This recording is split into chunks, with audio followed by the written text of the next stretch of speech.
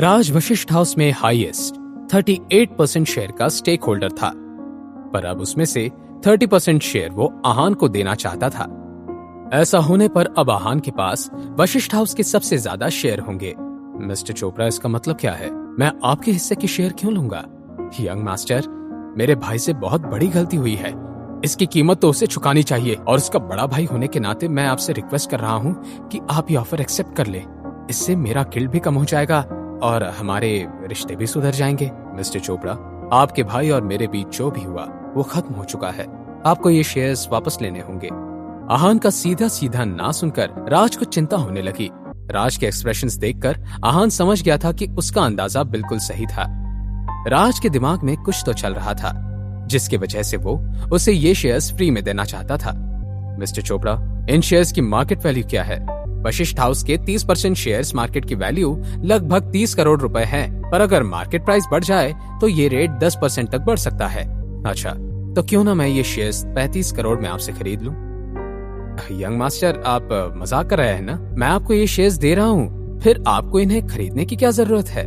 मैं बिल्कुल मजाक नहीं कर रहा, मैं सच बोल रहा हूँ। मैं चाहता हूँ कि वशिष्ठ हाउस और ग्रो करे, इसलिए मैं ये शेयर्स खरीदना चाहता हूँ। पर यंग मास्टर, मिस्टर चोपड़ा, मैं जानता हूँ कि आप क्या कहना चाहते हैं, पर मैं अब भी यही बोलूंगा कि मैं ये शेयर्स खरीदना चाहता हूँ। अगर आप मुझे ये शेयर्स बेच देंगे तो फायदा आपका ही होगा।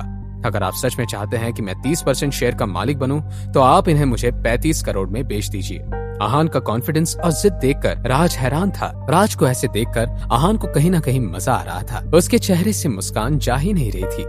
उसका इतने पैसे खर्च करने का कारण ये नहीं था कि उसके पास बहुत पैसे थे, पर ये था कि वो सच में चाहता था कि वशिष्ठ हाउस में बहुत डेवलपमेंट हो, और वो सिर्फ मनाली में ही नहीं बल्कि हर जगह उसका नाम हो। और दूसरी तरफ अगर वो 30% खरीद लेता तो ये एक तरह का इन्वेस्टमेंट होगा। अगर कभी कोई दिक्कत आती तो वो आराम से ये शेयर्स बेचकर अपना पल्ला झाड़ सकता था। पर अगर वो ये शेयर्स ऐसे ही ले लेता तो उसका वशिष्ठ हाउस से एक रिश्ता जुड़ जाता। वहाँ से जुड़ी किसी भी प्रॉब्लम में उसे अपना पूरा जोर लगाना ही पड़ता।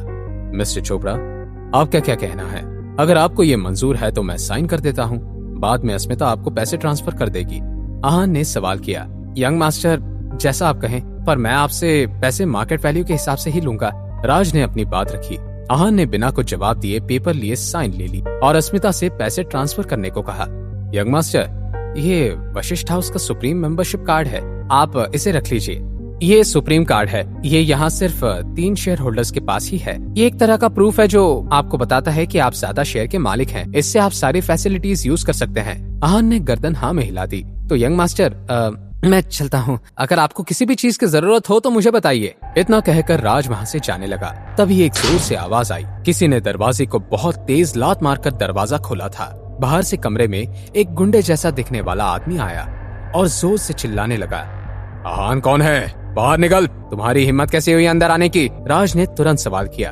तुम आहान हो? मैंने पूछा तुम कौन हो और अंदर कैसे आए? गुरुजी राज चोपड़ा के गाइड और मेंटर थे। वो मार्शल आर्ट के स्टेज 2 पर थे। मनाली में उनके आर्ट की बहुत इज्जत थी। जी मास्टर, गुरुजी ने तुरंत जवाब दिया और जोश में आकर उस आदमी को जोर से धक्का दिया। वो समझ गया था कि गुरुजी मार्शल आर्ट में ट्रेंड थे। वो highest form of martial art को अच्छे से जानते थे। वो आदमी भी मार्शल आर्ट में ट्रेंड था, इसलिए वो जानता था कि गुरुजी उसके सीनियर थे। सीनियर, मुझे छोड़ दीजिए। अच्छा, अब तुम्हें छोड़ दें? तमाशा तुमने शुरू किया था, तो अब तुम ही बताओ कि तुम्हें यहाँ किसने भेजा? ब्रिज चौधरी और सुहासिनी चौधरी ने। प्लीज मुझे माफ कीजिए।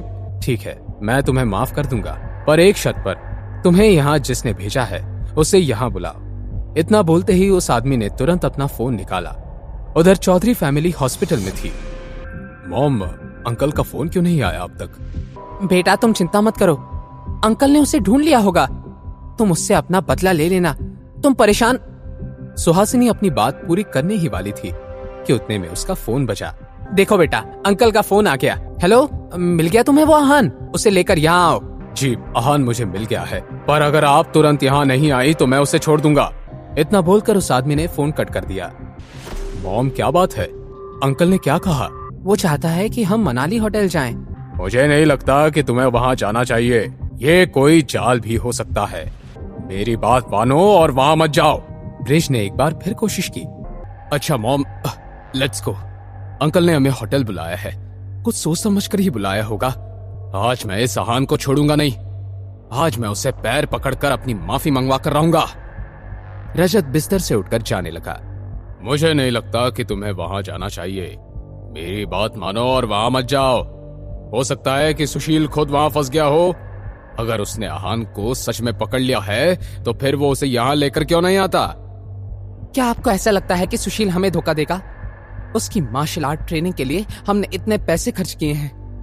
बात चाहे जो भी हो, पर अब मेरा बेटा उस आदमी से बदला लेकर रहेगा।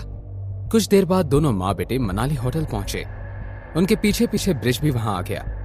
तीनों ने रूम में घुसकर नोटिस किया कि आहान सोफे पर बैठकर आराम से चाय पी रहा था। क्या ये वही आदमी है जिसने तुम्हारी ये हालत की? हाँ मॉम। इतना सुनकर सुहासिनी आहान की तरफ गई और उसे थप्पड़ मारने के लिए हाथ उठाए ही था कि तभी उसका हाथ किसी ने पकड़ लिया। वह हाथ किसी और का नहीं, ब्रिज चौधरी का था। ये तुम क्या कर रही हो? क्यों हम सबको मुसीबत में डालना चाहती हो तुम? रूम में एंटर करते ही ब्रिज ने राज चोपड़ा और गुरुजी को देख लिया था। ब्रिज समझ गया था कि आहान कोई मामूली आदमी नहीं है। ब्रिज चौधरी, मुझे नहीं पता था कि तुम में इतनी हिम्मत है। तुम्हें क्या लगा कि तुम यंग मास्टर को नुकसान पहुंचाने किसी को भी भेजोगे और फिर खुद बच जाओगे? मैं तुम्हें इतना बेवकूफ नहीं समझता था। यंग मास्टर, ये दो शब्द सुनते ही ब्रिज और सुहासिनी के पैरों तले जमीन खिसक गई। यंग मास्टर, अब आप इनके साथ क्या करेंगे? मैंने तुम्हारा एक हाथ तोड़ा, पर फिर भी तुम्हें अकल नहीं आई। रजत अब समझ चुका था कि आखिर आहान था कौन। उसके लिए सबकी ऐसी रिस्पेक्ट देखकर रजत घबराने लगा। यंग मास्टर, मैं हार मानता हूं। सरेंडर। सरेंडर? अब तुम सरेंडर करना चाहते हो? तुम्हारा सारा गुस्सा और अकड़ कहां गए? यंग मास्टर, इसमें मेरे बेटे की कोई गलती नहीं है। सुशील को मैंने भेजा था। आपको जो सजा देनी है मुझे दीजिए, पर प्लीज मेरे बेटे को माफ कर दीजिए। अब तक जो आप मुझे थप्पड़ मारना चाहती थी और अब माफी मांग रही हैं, आपका गुस्सा बहुत जल्दी ठंडा नहीं हो गया? मैं वो ऐसा करते हैं, इसका दूसरा हाथ भी तोड़ देते हैं ताकि इसे सब जिंदगी भर याद रहे। प्लीज हमें माफ कर दीजिए। माफ कर दीजिए यंग मास्टर, इन दोनों से गलती हो गई है। उसकी माफी मैं मांगता हूं आपसे। आगे से ऐसा कुछ नहीं होगा। गलती शायद मेरी है। मैं ही अपने परिवार को अच्छे से मैनेज नहीं कर पाया। जाने दो, ये लास्ट टाइम है कि मैं तुम्हें माफ कर रहा हूं। अब अगर आगे कुछ ऐसा किया तुम लोगों ने तो मैं तुम्हें छोड़ूंगा नहीं, समझे? Now just get lost. Thank you young master, आप महान हैं। आपका दिल बहुत बड़ा है। आगे से मैं पूरा ध्यान रखूंगा कि मेरी बीवी और बेटा ऐसी कोई गलती ना करे। आहान ने अपना मुंह फेर लिया। इसके बाद चौधरी फैमिली वहां से चली गई। राज और गुरुजी भी वहां से चले गए। आहान फिर से सोफे पर बैठ गया। वो सोचने लगा कि कैसे ब्रिज ने अपने परिवार को बचा लिया था। उसे अपने पुराने दिन याद आ गए, कैसे उसका पूरा परिवार उसे और उसकी मां को टॉर्चर करते थे और वो भी ऐसे ही घुटने टेक कर गिड़गिड़ाते थे। ये सोचते सोचते आहान की आंखें थोड़ी नम हो गई। तभी सुशील बाथरूम से बाहर आया। यंग मास्टर, मैं तुमसे कुछ सवाल करूंगा, उसका सच सच जवाब देना तुम, और मैं तुम्हें जाने दूंगा। आहान ने कहा, आप मुझसे जो पूछना चाहते हैं पूछ सकते हैं, मैं झूठ नहीं बोलूंगा। मार्शल आर्ट स्टेज 1 में कितने लोग हैं? आहान ने सवाल किया। यंग मास्टर, जितना मैं जानता हूं अभी मार्शल आर्ट स्टेज 1 में मनाली शहर के 150 लोग हैं। इनमें से 100 लोग तो केवल 1 पर हैं और 30 लोग केवल 2 पर हैं और 20 लोग फाइनल लेवल पर हैं। सुशील ने सच सच जवाब दिया। अच्छा ये बताओ, ये मार्शल आर्ट के स्टेज 2 पर कितने लोग हैं? स्टेज 2 पर ज्यादा लोग नहीं है, लगभग 10 से 12 लोग होंगे। इतना कहते हुए सुशील ने उसके नाम और लेवल बताने शुरू किए। आहान उन्हें बहुत ध्यान से सुनता रहा और नोट करता रहा।